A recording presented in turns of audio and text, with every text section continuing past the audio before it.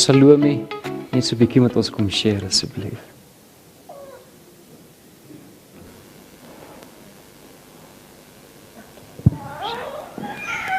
Daar sy, goeienaand. Carla, baie dankie vir die voorreg om hier te wees en dankie vir die voorreg ook wat ons gehad het ook om met julle seentjies te werk.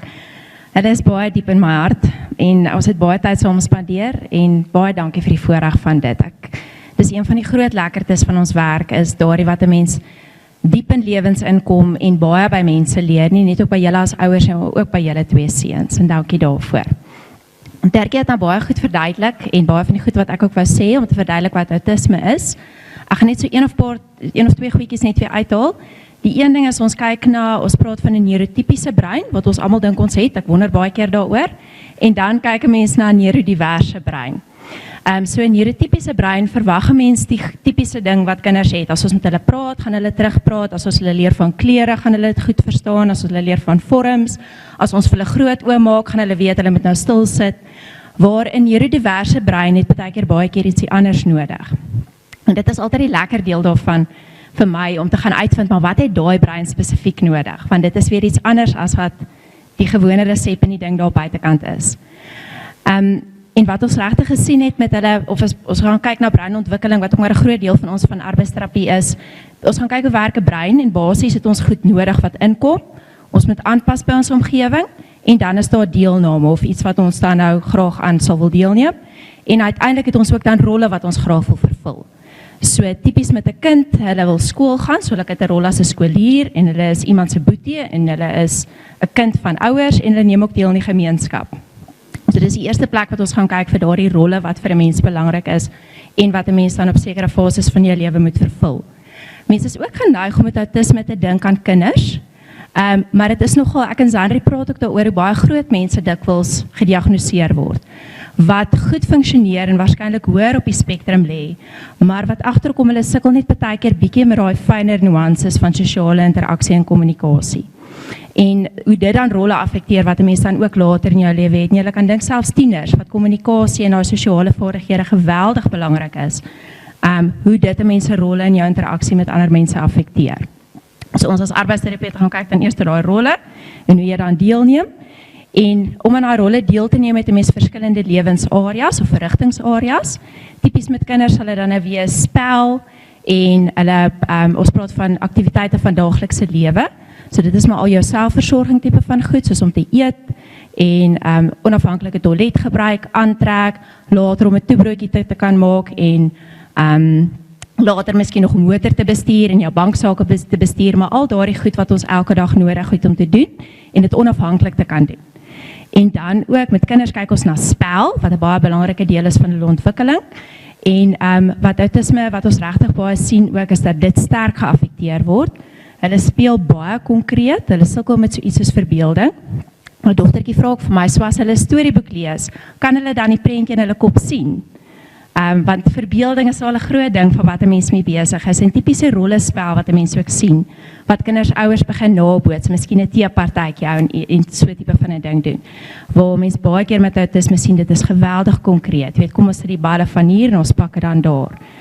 So ons probeer ook daar betrokke raak en 'n bietjie daai verbeeldingsspel ontlok en met rolle daarmee kan werk en dit kan doen. En ons het ook baie tyd daaraan spandeer met Ewald en Estiaan met dit.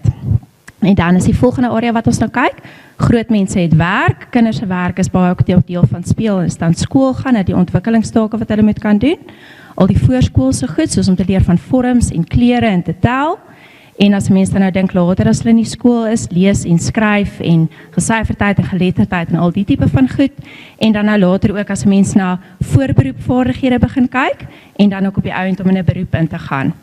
So dit is dan maar die areas wat 'n mens gaan doen. En dan in die areas is daar seker goed wat jy moet kan doen. Soos as ons nou dink aan, kom ons dink byvoorbeeld aan spel, mense het groot motoriese vaardighede nodig, dat jy kan huppel en galop en kan spring en 'n bal kan vang. En as ons dink aan skool, fyn motoriese vaardighede wat belangrik is om te kan skryf en te kan knip, en krale te kan ryg en veters te kan vasmaak. En dan het mense ook jou perseptuele vaardighede, soos om te kan vorms te kan herken en voorgrond en agtergrond van mekaar te onderskei, dan op die einde ook om te kan lees en eenvoudige goeie soos bestuur hang ook dan natuurlik daarvan af. En dan, wat is daar nou nog gewees? Ek dink is nou die groot goed. En dan natuurlijk die groot ding wat Dirkie ook nou baie oor gepraat het, is die kommunikasie. Kyk ons ook na, en ons werk ook baie nou saam met die spraakterapeute met dit ook. En veral ook in terme van die verhoudinge wat 'n mens bou en mense interpersoonlike vaardighede. En dan is die laaste deel ook, is kyk 'n mens na kognitiewe vaardighede. So dit sal dan wees konsentrasie en aandag en probleemoplossing wat bietjie meer ingewikkelde goed raak en op te georiënteerd raak in terme van waar 'n mens beweeg. Nou ons, kom sê maar ons neurotypiese breine, weet ons min of meer, dis die inset wat jy kry, mens doen hierdie vaardighede en dit ontwikkel groot motoriese vaardighede of dit ontwikkel konsentrasie. Maar 'n neurodiverse brein het baie keer heeltemal iets anders nodig om ook daai vaardighede te ontwikkel, sodat hulle ook hulle rolle kan vervul en ook kinders voluit kan wees en op die ou ende tieners voluit kan wees en dalk in die arbeidsbag of wat dit ook al mag wees waar hulle rol kan vervul sal kan deelneem. So ons gaan doen 'n baie goeie evaluasie om te kan kyk waar is hierdie kindjie besig om te beweeg en wat het sy brein nodig. En dan die groot deel daarvan is dan ook sensoriese integrasie. En wat dit dan behels is, mense het basies al hierdie sintuie wat jy waarneem, alles wat jy sien, alles wat jy voel, al die sintuie wat van mense lyf af terugkom, sulke goed soos propriosepsie en vestibulêre terugvoer wat 'n mens kry. En dan pas 'n mens daarbey aan en baie van die goed kan jy reguleer en dan kan jy in die omgewing gaan deelneem. Ek gaan nou sommer die voorbeeld van tas gebruik. As 'n mens 'n tasintegrasie nie goed geïntegreer is nie, die meeste van ons sal in die oggend jou kous aantrek en jy sal voel jy trek jou kous aan, maar die res van die dag sal jy nie heeltyd bewus bly van jou kous nie. Mense neem dit nie meer regtig waar nie, want dit is gemoduleer en mense het dit geïntegreer. Waar as 'n kind baie sensitief is in terme van tas, sal hy die hele dag bewus bly van daai kous. En jy kan dink dat dit vir hulle dit geweldig moeilik maak om enigstens te konsentreer of interaktief met die res van die omgewing deel te neem. Goed, so ons het met Estian en Ewald, hulle het in 2019 by ons begin. En ek sou eintlik nog al die som wil maak hoeveel ure het ons al ingesit. En met 'n baie goeie evaluasie met Estian was eers, hy was in Mei maand by ons gewees en toe het ons agtergekom tas is 'n groot ding. Hy was van tevore voordat hy by ons was hy ook by die arbeidsterapeute in Trigard en hulle het baie moeite gedoen om daai tas te integreer. En dit het 'n groot invloed op 'n kind se emosionele welstand ook. Mens kan dink ook as 'n mens iets het wat jou pla, is 'n mens eintlik sommer net krapperig en omgekrap. So as 'n mens aan daai integrasie kan werk, help dit baie dat hulle beter gereguleerd is en makliker met almal om hulle oor die weg kan kom. Estian, maar Ewald ook, visual, auditiewe stimulasie kan hulle baie vinnig oorgestimuleerd raak en dis maar ons baie keer ons kritiek met skerms ook. Dit is regtig ontwerp om so visueel en auditief baie stimulerend te wees en dit maak baie keer dat daai breintjie nie meer heeltemal lekker begin werk nie en dat 'n mens dan nie meer goeie interaksie kan hê met dit wat jy om jou het en dan om nou deel te neem in al die rolle wat jy het nie. Estian was ook baie versigtig gewees en ja, dit het 'n rukkie gevat om sy om bewus te maak van sy lyf en dat hy gemaklik gevoel het om te kan deelneem met al die goed wat ons nodig gehad het, om dan op die einde by sulke goed soos motoriese vaardighede uit te kan kom en om met 'n skêr te kan werk en op 'n papier te kan knip en al die tipe van dinge. Estian en Ewald het ons baie gewerk met konsentrasie ook. En dis ook, mens kan regtig, kom ons sê maar weer met jou neurotypiese brein, as 'n kind betrokke is by aktiwiteit, kan hulle baie maklik vir 20 minute lank speel op 'n jong ouderdom met iets wat hulle interesseer. En ons het hard gewerk om op daai punt ook te kom, want ons het baie hierdie ding gehad van, kyk gou bietjie na hom, uitgesorteer volgende aktiwiteit. En dan mis 'n mens bietjie daai geleentheid om regtig te leer en die eienskappe en die waarde van goed te ontdek. So dit was ook vir ons belangrik om daarna te kyk. En dan ook natuurlik baie hulle konsepte, ontwikkeling, omdat mense wil ook graag wil hê dat hulle later ook kan leer. Vorms, al die tipe van goed. Neurotypiese kind sal baie maklik verstaan as hulle sê, juffrou sal sê, ons leer nou vandag van driehoeke en dit is so 'n driehoekwerk. En hierdie diverse brein het baie keer heeltemal iets anders nodig om dieselfde ontdekkings te kan maak.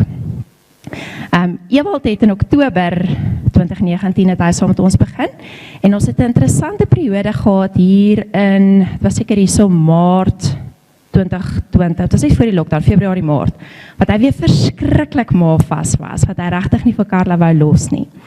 En as mens dink ook in jou interaksie met ander mense, dit is baie keer 'n baie moeilike ding. So ons het hard ook daaraan gewerk dat hy van sy ma kan skei, baie mooi deur die proses gegaan daarmee ook. Sy het baie keer ingesit by die terapie sessies en ons het baie eers regulerende tipe aktiwiteite gedoen totdat hy naderhand regtig gemaklik daarmee was dat sy hom vinnig kon aflaai en dat hy dan saam met ons kon speel en met ons kon interaksie hê. So dit is maar basies, ek wil wat ons maar gekyk het, en dan nou ook later, eintlik met enige iemand met autisme, dit wat jy nodig het om te kan doen, wat kan arbeidsterapie mee help, dat jy funksioneel in jou rolle, met die mense wat jy mee interaksie het, en die goed wat vir jou belangrik is om te kan doen, daaraan te kan deelneem. So dit is maar basies ons insette wat ons daarmee het. En dan wil ek ook net, ek dink ook, dit is regtig 'n wonderwêreld. En mense geneig om te dink dat autistiese kinders, ons het hierdie idee van baie keer dat hulle in borreltjie is, hulle nie van mense hou nie, en dit is glad nie die geval nie. Dit is net vir hulle baie keer moeiliker om leidrade te kan lees. So mense moet baie keer meer spesifiek en seker maak dat hulle verstaan wat 'n mens wil doen. En dit baie konkreet vir hulle sê. Ek sê ook nou dat vir iemand byvoorbeeld as ek sê ek is doodmoeg, sal hulle baie keer dit verstaan letterlik as dood. So mense moet ook maar baie keer met daai nuances met die mense fyn oplet daarvoor. Maar ek sien baie uit om jou boek te lees en baie dankie ook vir die geleentheid wat ons ook het om hier aan deel te neem.